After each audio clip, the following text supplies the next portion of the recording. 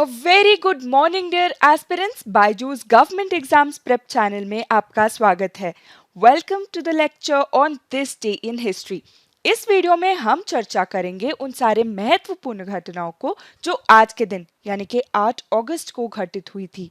We shall discuss all the important events and facts that are most important from the point of view of all the government exams, followed by some practice questions based on today's discussion. ये सारे अभ्यास प्रश्न आपके आगामी government exams के लिए लाभदायक होंगे. डिस्कशन ध्यान से सुनिएगा और डिस्कशन के अंत में दिए गए सारे अभ्यास प्रश्नों के सही जवाब देने का प्रयास भी करिएगा. तो चलिए शुरू करते हैं आज का discussion beginning with 1916. M H. Marigowda was born. M H. Marigowda का जन्म हुआ था आज ही के दिन यानी कि 8 अगस्त 1916 में. Dr. Marigauda was a horticultural expert who dedicated his life for the development of horticulture in Karnataka. उद्यान कृषि में इनका योगदान की वजह से किसानों के उत्थान में मदद मिली और पूरे समाज के लिए स्वस्थ भोजन उपलब्ध करने में भी सफलता मिली. When Dr. M.H. Marigauda took charge as the superintendent of horticulture in Mysore in the year 1951, the developmental works in the state started at a faster pace. Department of horticulture को माइनर डिपार्टमेंट से major department बनाने में इनका योगदान है. So what did he do for the development of horticulture? He established HOPCOMs यानी कि Horticulture Produce Cooperative Marketing Society in Bengaluru और Bangalore. He also established Nursery Men's Cooperative Society at Bangalore.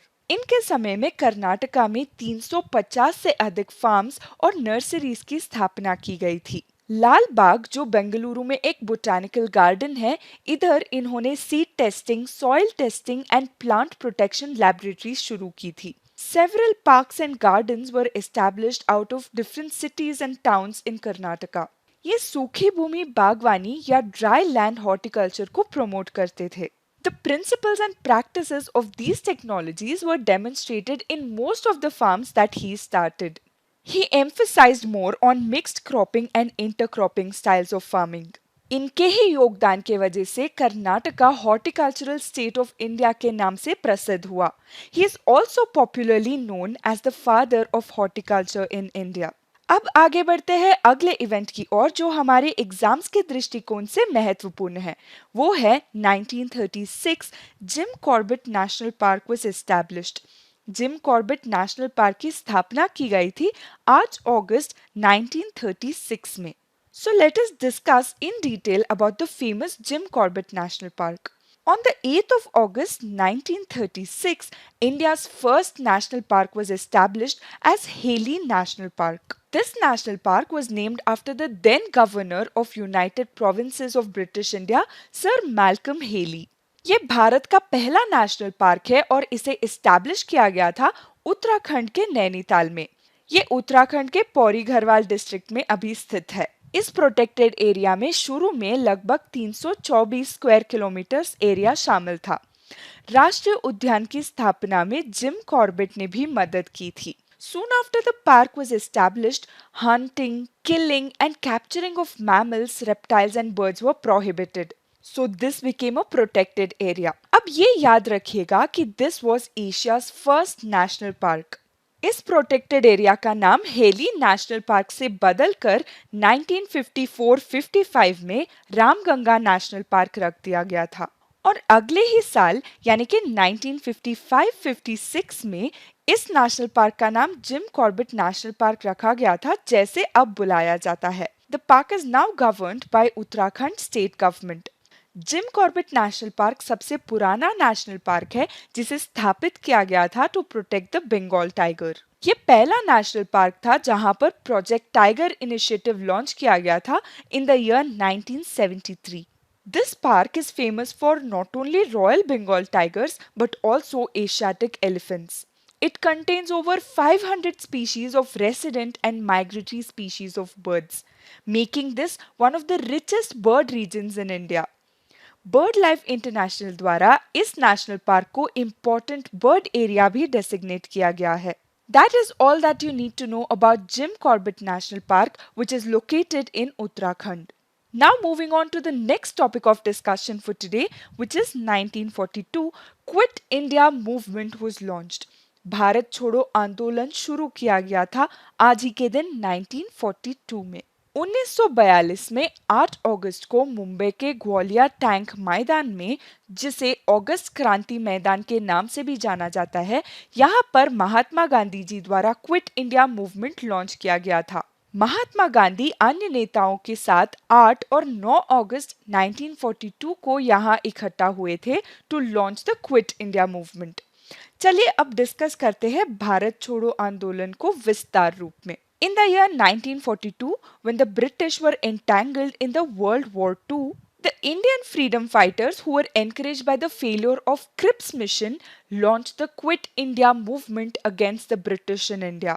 Congress leaders जिन्हें Mahatma Gandhi lead कर रहे थे, इन्होंने भारत को British से मुक्त करने के लिए जन आंदोलन की घोषणा की। On the 8th of August 1942, at the All India Congress Committee session in Bombay, Gandhi ji launched the Quit India movement. Gandhi ji ने बम्बई के ग्वालियर टैंक मैदान से जनता को संबोधित किया और उन्हें भारत छोड़ो आंदोलन में भाग लेने का आह्वान किया। ये आंदोलन औपचारिक रूप से 9 अगस्त 1942 को शुरू हुआ था। The movement gave the slogans of Quit India या भारत छोड़ो। Gandhi ji also gave the slogan to the people, that is do or die, यानी कि करो या मरो। इस मूवमेंट को इंडिया अगस्त मूवमेंट या अगस्त क्रांति के नाम से भी जाना जाता है। In line with the ideology of Congress, it was supposed to be a peaceful and non-violent movement that aimed at urging British to grant India complete independence. तो क्विट इंडिया मूवमेंट पर ब्रिटिश रिस्पॉन्स क्या था?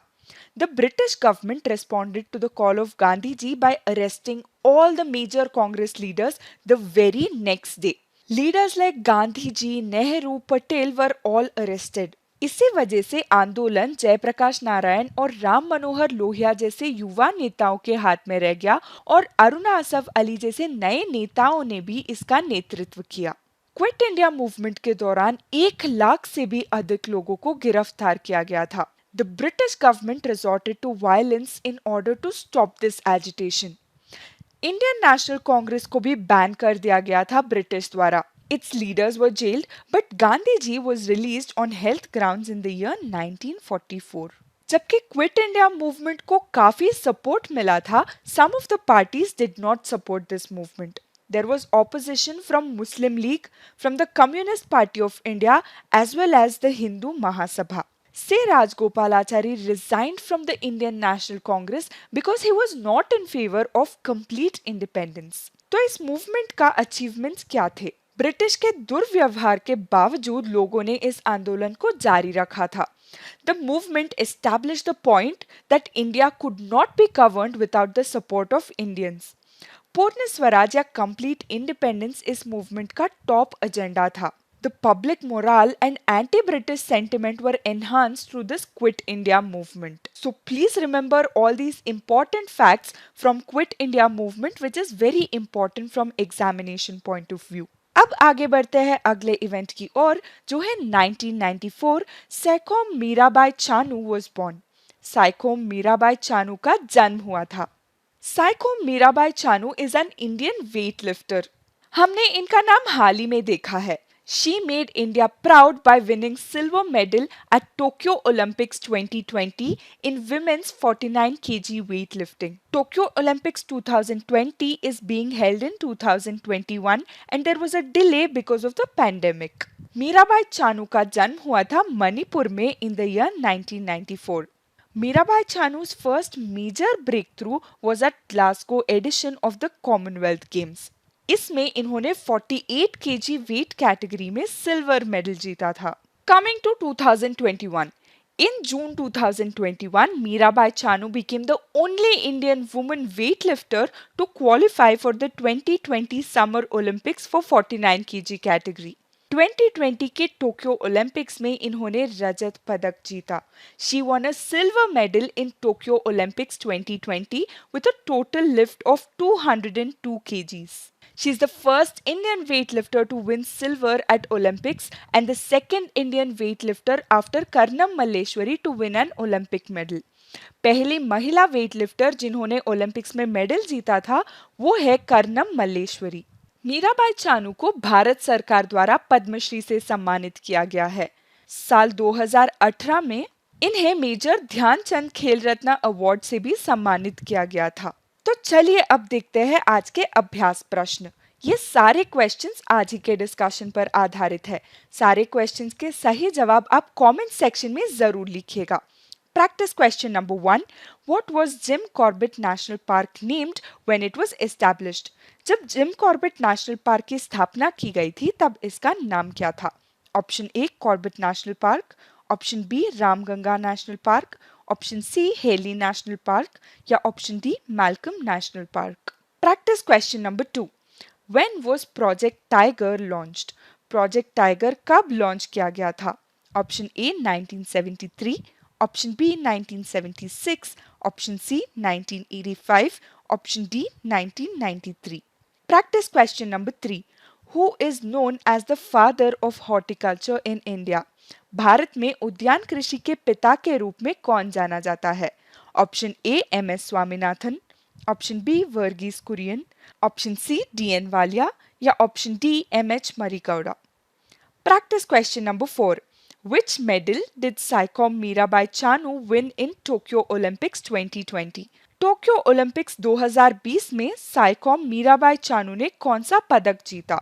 Option ए gold यानी कि स्वर्ण, option B silver यानी कि रजत, option C bronze यानी कि कांस्य, option D none of the above यानी कि उपरोक्त में से कोई नहीं।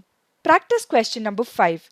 Who is the first Indian woman weightlifter to win an Olympic medal?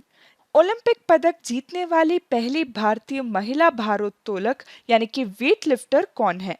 Option A Mary Kom, option B Saikhom Mirabai Chanu, option C Karnam Malleswari, option D Vandana Gupta. With this question, we've come to the end of today's discussion. मैं उम्मीद करती हूँ कि इस discussion से आपको valuable information मिला हो। If you do like this session, इस वीडियो को जरूर लाइक करिए और अपने फेलो एस्पिरेंट्स के साथ भी शेयर करिए। कल फिर से मुलाकात होगी with more important facts for your government exam preparations. Thank you for watching.